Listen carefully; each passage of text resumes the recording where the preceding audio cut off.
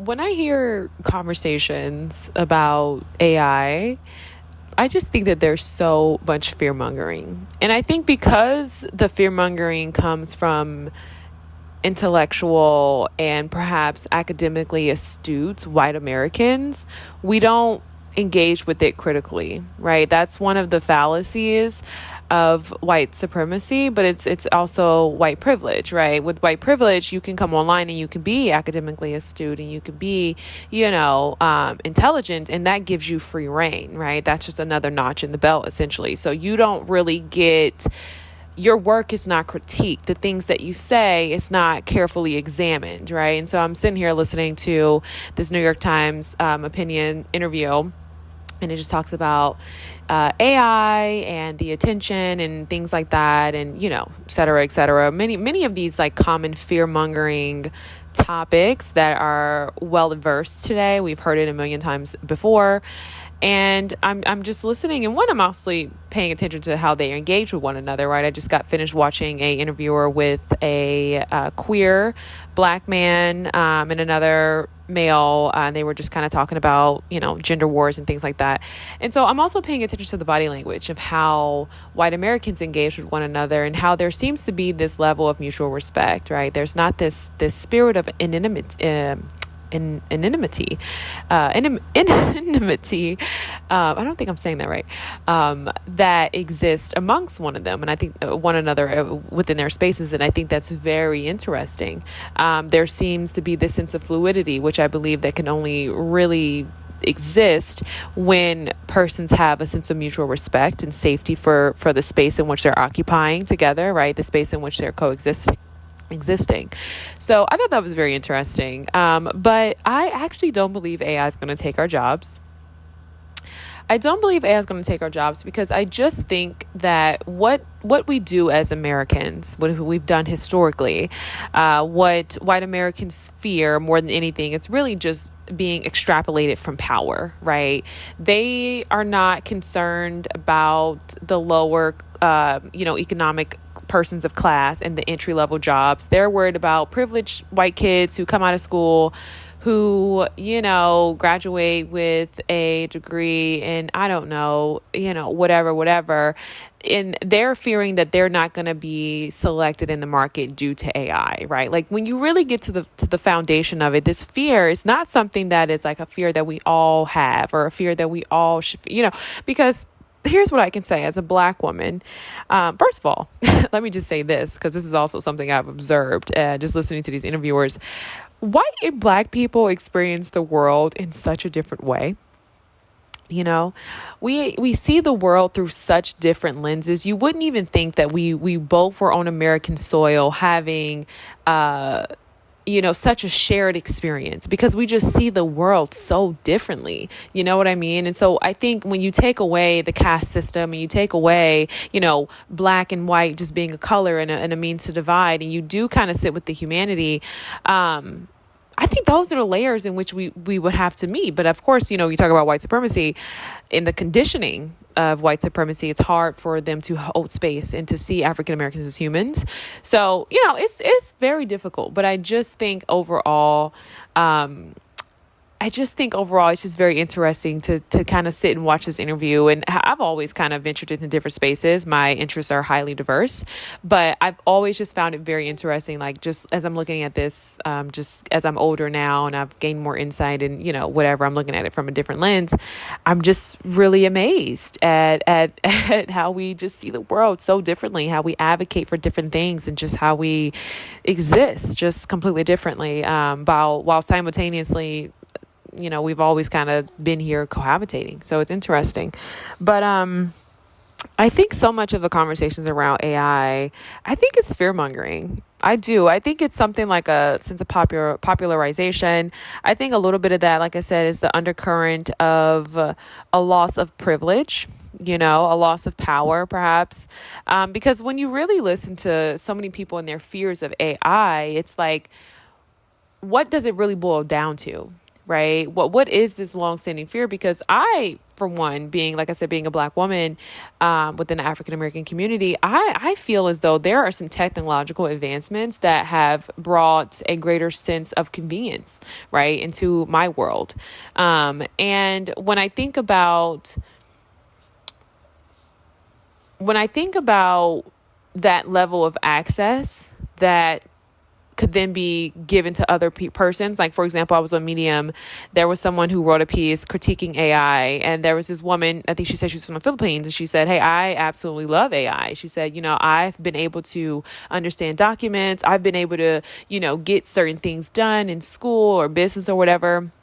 And I've only been able to do that through AI, right? And so when I think about this resource, I think, wow, this is a very powerful, really, really very powerful and very much accessible resource for many persons, right? I think when you study white culture, there's kind of like this obsession with this apocalyptic end, right? There's with white men specifically within patriarchy, there's an obsession with war. And I don't even think it's patriarchy. I'm just saying white men from a European colonial standpoint, right? From a cultural ancestral standpoint, they have an obsession with war, and they have an obsession with like this apocalyptic end. That's why I think the movie Sinners, and I know this is like a bit of a taboo, like as I'm interwoven these subjects, but the movie Sinners was just so profound in meaning and the ways in which he was able to communicate the cultural differences, right? And one of those cultural differences, he did it through the zombies, right? Like I said, this very much obsession with this apocalyptic end that a lot of white Americans foster within their minds when they think about how our world is going to end, whether it's through AI, whether it's through a tsunami, whether it's through, war, whatever, or famine rather, just like how, they were buying up all the toilet paper and just kind of everybody was going crazy during the pandemic. Like, I just think there is this obsession with this apocalyptic end, and I don't know why. Like, I just feel like when you start talking about white culture and white Americans, none of us are really privy to their inner lives, their inner world, because even as scholars, right, even as white scholars come out and they can talk about,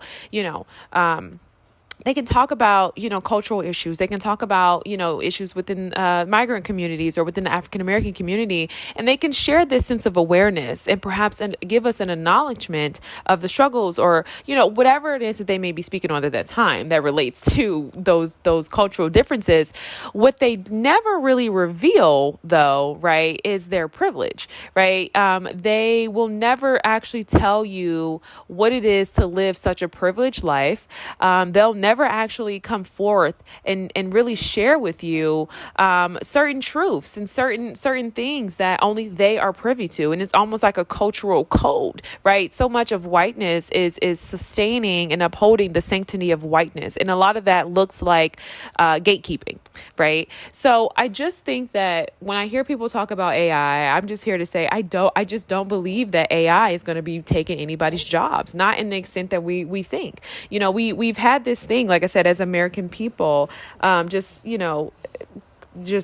historically and just from a historical standpoint, just as a culture, where anytime there's a new innovation, anytime there is convenience, what we do is we fear.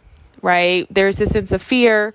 And so often that fear doesn't come to pass. Right. That fear very seldom comes. So you have to understand, like, so much of what people are fearing today is just the fear of the unknown. You know what I mean? And it's the fear of itself. Do I think there are going to be some jobs that are going to be cut? Absolutely. You know what I mean? You can kind of see how, certain jobs. But here's the thing, right? For example, let's take if you work in a call center, right? Let's say working in a call center, you say, oh my God, it's going to be replaced by AI. No, it's not, right? It's not going to be replaced by AI because people want to speak to customer service, right? People want to speak to customer service. I'm trying to think of other jobs that it's just not like, let's take when you just really sit and think about the industries that people are saying, like, oh, it's going to be replaced. It's just not. You know what I mean? Like, it's just not. And I know that sounds like, oh, you're just not knowledgeable. No, I'm just telling you that it's just not. It's like, oh, if they take away the typewriter, then we're not, like, you know what I mean? Like, and I just think that every time there's a new invention, and especially right now, right, specifically living in this political climate, instead of really looking at the systems that be, I do think that white America is recognizing that. And I think we're all kind of sitting in that space where we're like, wow, we're existing within Trump's economy, and people are speaking out, and people are, having this growing sense of awareness. But please understand, right? This is what they're not saying, right? This system, these policies, these things that Trump is enacting, this is not anything new, right? You've had a few people kind of throw some things in there about Reagan, but like, I just feel like what so many people are doing today, and when they come out and they speak and they come on these podcasts, they act as though there's a new discovery. Like, Trump is playing a new system. He's not playing a new system. That's why he says, make America great again. It is the same system, right? It's just only now white America is perhaps being impacted. And they're not even really being impacted. They're just witnessing it, you know what I mean? From the first hand, right? They're just witnessing it up close, you know what I mean? And so I just think that so much of what people are saying, and because of like white supremacy, white voices are the ones that are typically dominating these spaces of academia, of politics, and things like that. And it's seen as like this most credible thing because they have the language, right? And that's historic. But at the end of the day, it's like much of what they're saying, it seriously needs to be evaluated.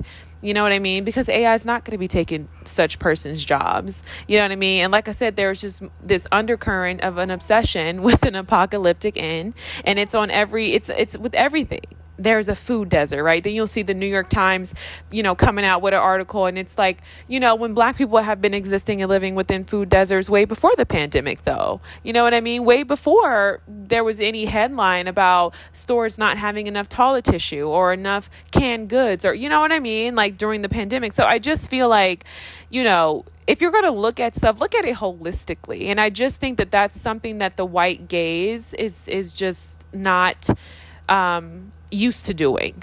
I think they're used to seeing things through their own lens. And I think this is obviously incredibly detrimental, especially when we start talking about news outlets and information or misinformation. And they are the ones who are on the forefront. They are the ones who perhaps can present well because they did go to Yale and study sociology. You know what I mean? And so they get this credit for these very harmful narratives that just aren't the truth. You know what I mean? AI is here. AI is a very powerful tool, and it is helping a lot of people. And sure, there are some things that have shifted, and sure, some people are a little bit more dependent on it in some unhealthy ways, but that's like anybody with cigarettes or anybody with, you know what I mean? Like, it's just a new medium in which people kind of, within American society form a sense of escapism.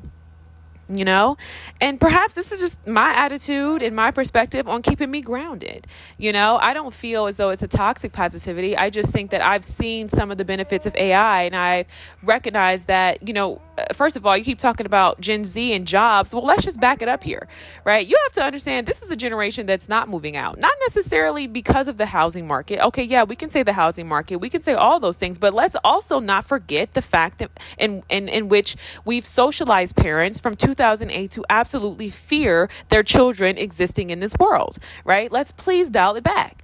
Okay. We all talk about it. We share it in the memes, right? We can go over here and bridge the gap between entertainment and sociology and what took place in our culture from 2008 and so forth, right? We used to go outside, play with our bikes. We used to go, you know what I mean? You would go to your neighbor's house. You would do all these things. But guess what?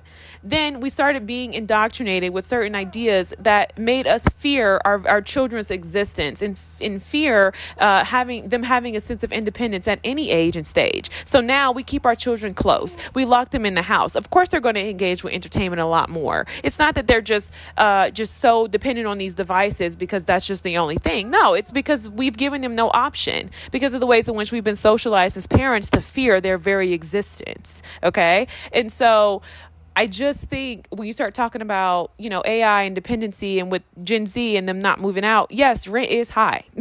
Rent is high. Don't get me wrong. But I also understand that there is a struggle to it, right? There's a struggle to life. And there's a saying, hey, you got to crawl before you walk. A lot of this old wisdom that's gone out the window, right? We don't want to hear from the boomers. We don't want to hear from Gen X.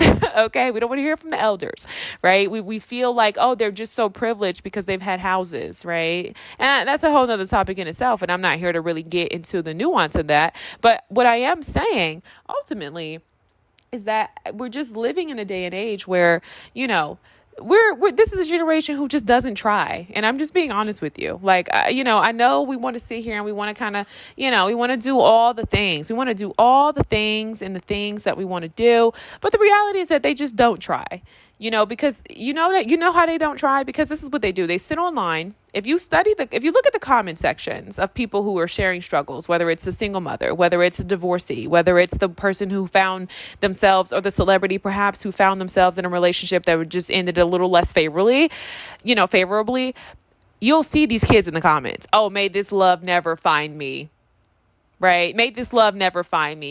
You know what I mean? May this never, so what we've done by removing their sense of independence and saying, hey, listen, I don't want you to go outside. I don't want you to go out there and ride your bike. You know what I mean? I want to keep you safe. I'm going to keep you in the house. We've given them this technological dependence, right? And by doing that, we've extrapolated them from the world, because inherently we've been taught and indoctrinated as parents to believe that the world is not safe, right? It's not a safe space, right? I told you, the white people and this apocalyptic end that they're obsessed with. Okay. So when you take all those things into consideration, yeah, it makes sense that you don't have, kids getting together and moving out into the neighborhood that perhaps is over here and it's a little, it's safe enough, you know what I mean? And then the bedroom is $800 and there's pink tile in the bathroom, and perhaps a little green carpet, but it's safe enough and it's clean. You know what I mean? They don't want that. Right. So we have glamorized life so much so all they know is aspiration. They don't know what it is to get on the ground, to struggle, to work through things, to perhaps actually have to be within government systems and understand how it works and why we should be fighting for this and why we should be advocating for that. Right. Like, they don't have any real understanding. It's just more so like noise. You know what I mean? It's just noise at the end of the day. That's why you'll hear people say, oh, they're getting rid of, for example, they're canceling abortion. Right. You can't get an abortion, when the reality is that no, they're not. It's going to be, a few weeks within the time frame to get an abortion instead of however many weeks or months it was prior. Right. So it's like so much of what we share today, and I'm going to wrap up here, but so much of what we share today is just fear mongering at the end of the day. And that's what's incredibly dangerous, because people can have a platform. They can work for the New York Times. They can have a very popular Substack. But we're living in a day and age where you choose between being real or being relevant, right? And nobody wants the elder person, the millennial. Well, I don't want to say the millennial, but the Gen Zer or the person who has 10 plus years of experience, right? They want the young, the hot, the fresh, and the dumb. You know what I mean? Quite frankly, right? Because you're just inexperienced. You don't know enough to have such a large influence or such a large platform, and you're sharing things while you're still growing, right? I talked about this and I critiqued it heavily when I talked about building a personal brand and why you should not build a personal brand, right? Especially at the age of 22, 23, 24, when you're still finding yourself, and just how that puts you in a box and it confines you and you're never really able to grow out of that. I've seen this numerous times over. I just think about it with a content creator who, was really successful during that climb we had where people were trying to figure out how to monetize a YouTube channel, and it worked for her and she did it successfully. And that's where we were in the economy. People were at home and they were, trying to figure out how to, make money on YouTube. And now that's no longer a thing, and this content creator is still doing that same thing, branding themselves as the person who knows how to do it, and so I say that to say that's the fallacy of building a brand. And when we build things online, we don't want to let go, right? We have that consistency monster on our back, and it's telling us keep going, even when it's failing, even when it's working, even when it should be something that is so fluid because it's online, right? It's not even real. It's not even existing in real time. It's just something that we do do in the meantime, right? And this is coming from someone who's Gen Z millennial, but who had a very different relationship with the internet. It was one of those things where the Facebook computer remained in the computer room. You know what I mean? And you can go on, log on MySpace, log on Tumblr, right? Log on Facebook.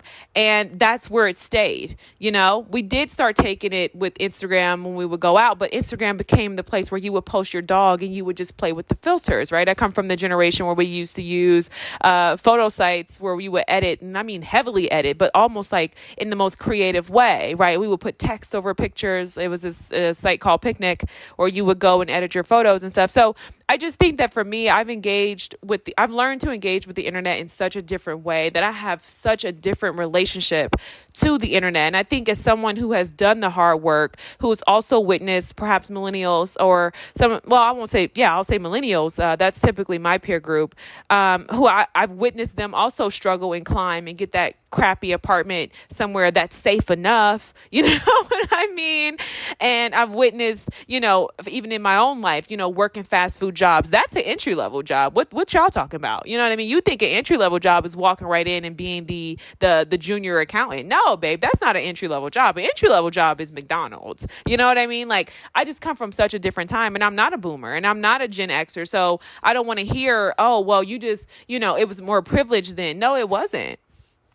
Everything that you're saying, it still existed. Just because we didn't have platforms to talk about the economy, and we didn't have platforms to talk about injustice, and we didn't have platforms to come out and talk about these racist systems that have oppressed millions of people for many, many years, right? Ongoing, continuously, prehistoric, and so forth, okay?